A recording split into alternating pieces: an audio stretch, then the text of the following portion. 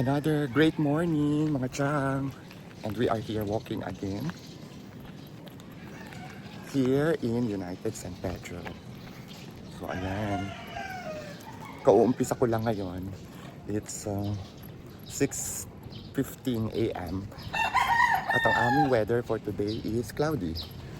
Actually, the forecast for today is a bit rainy. Rainy actually. Rainy the whole day.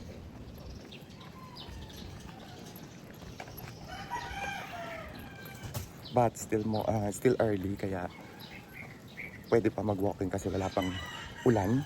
Pero we are expecting na manakanak ang pag-ulan sa buong maghapon according to the news. So, but for the meantime, we can still be productive in the morning, this hour, kasi wala pa namang ulan.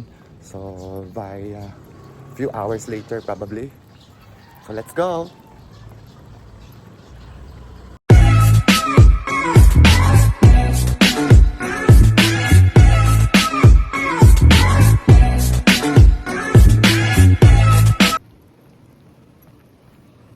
Good morning!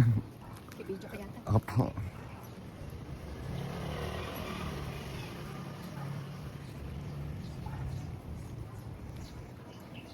This is the outside view here in Barangay San Antonio United,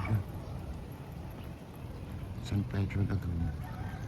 So, maganda ang lakaran dahil malawak at quiet. Walang masyadong sasakyan at mga dogs lang, pero in-ignore na lang natin yan para magkanya-kanya tayong rotation. Hindi natin sila pinakikialaman at hindi rin tayo pinakikialaman. Ganon. So ayun yung everyday routine. Could be here, could be there.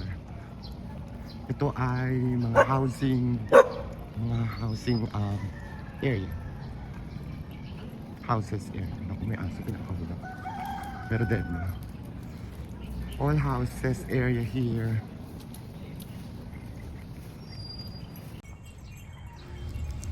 After of 1 hour of walking around, pabalik na tayo dito sa Kubulancia dahil binalikan ko na yung mga alaga kong pets. Dahil sa diniliver nga kahapon yung in-order ko sa Shopee. So, ikakabit ko na siya for today. Siya nga pala yun yung pang-cover sa araw. Kasi sobrang mainit dito kapag tumindi yung sikat ng araw. So, maglalagay ako ng pang-shield sa araw. So, ang ganda rin pala ng mga ganitong pang-cover kasi hindi tumatagos yung ihip ng hangin.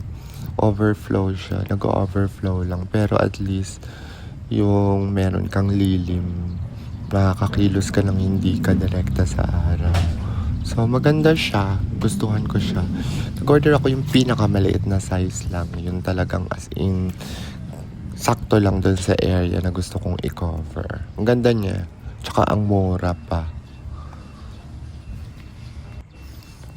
Para siyang net lang. Kaya hindi siya mahihirapan kapag lumakas yung hangin na mag-alala ka na lilipad din. Kasi tumatagos din yung hangin. So ayan guys, naikabit na natin ang tolda. O diba ang ganda? For the sun protection. Ayan. Maganda kasi pag may ganyan, gawa ng hindi masyadong mainit yung side. So pwedeng mag-sitting down over there or I can put some plants na hindi pan-direct sun, ganon. And tapos na ako maglagay ng ating sunshade protection dito sa gilid ng ating kubo here in Daisy's Garden. So, malaking tulong sa akin to kasi kapag magpa-planting ako or anything na gagawin ko kapag maaraw, so hindi tayo directly maiinitan ng init ng araw. So, nabili ko lang ito sa Shopee for almost 120 something. Tapos yung charge niya parang less than 150. Ito yung pinakamaliit na size. So maganda siya. It looks aesthetic din. And at the same time, meron tayong shades. Pakita ko sa inyo.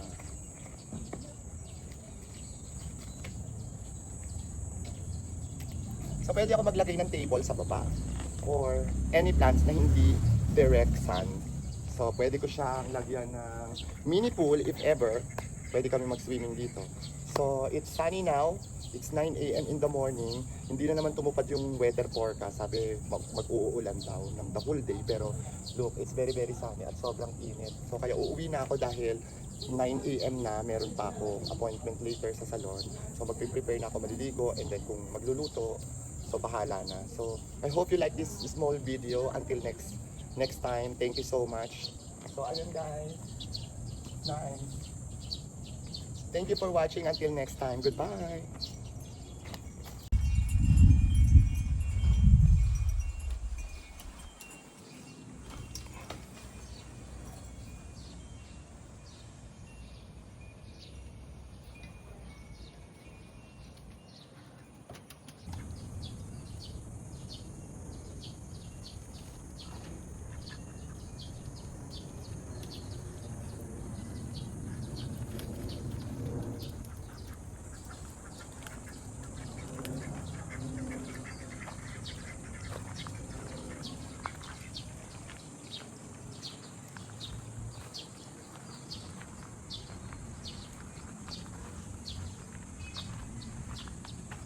Yumi, say goodbye.